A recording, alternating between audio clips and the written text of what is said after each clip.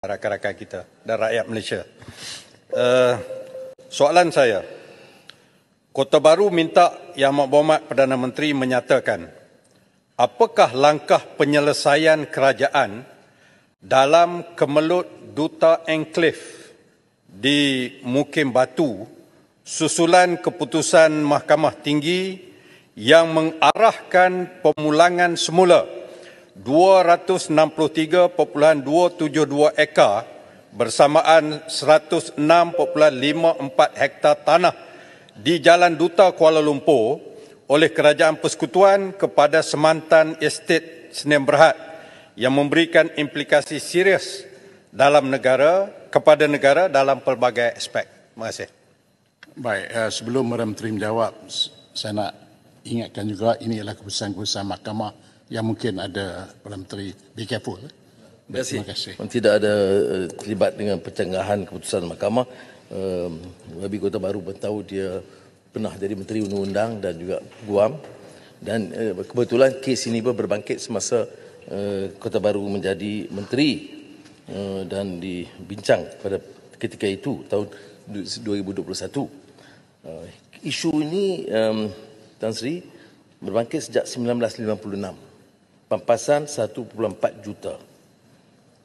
Dan dia melibatkan tanah Masjid Wilayah Persekutuan, IKIM, Stadium Tun Razak, Hoki Tun Razak, Pusat Tenis Nasional Tun Razak, Kompleks Kerajaan Jalan Duta.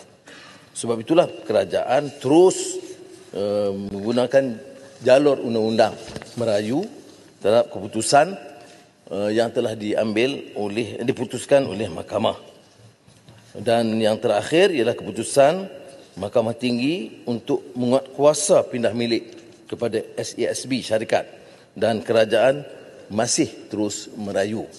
Prinsipnya, Tan Sri Yang Dipertua, ialah bahawa tidak satu inci pun tanah ini seperti mana dia dimaklumi oleh Kota Baru yang dibuat untuk swasta. Seperti saya umumkan tadi, semuanya untuk milik kepentingan awam, sama ada masjid, IKIM dan juga kompleks kerajaan. Oleh demikian, kerajaan memutuskan untuk terus menggunakan ataupun exhaust jalur undang-undang. Selain dari itu, kita sedang meneliti